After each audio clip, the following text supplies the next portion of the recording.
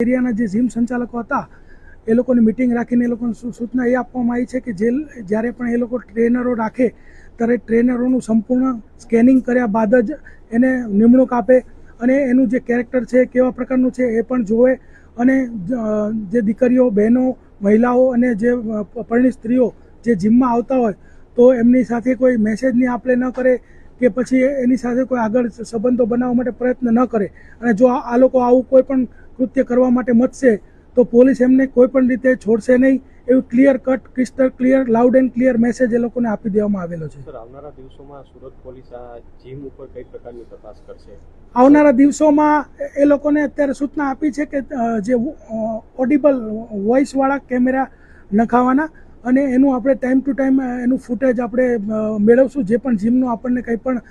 ફરિયાદ આવશે તો અને ત્યારબાદ આપણા ખાનગી બાતમીદારો પણ જીમમાં જતા આવતા થઈ જશે, જીમની વિઝિટ લેવામાં આવશે અને ત્યાં બીજા જે મોટી ઉંમરના સિનિયર જે માણસો આવતા હશે એ લોકોને પૂછપરછ પણ કરવામાં આવશે કે આ જીમમાં કેવા પ્રકારનું વાતાવરણ છે અને શું ચાલી રહ્યું છે અને ક્યાંય પણ ઇનપુટ મળશે તો એ લોકો પર સખતમાં સખત કાર્યવાહી કરવામાં આવશે.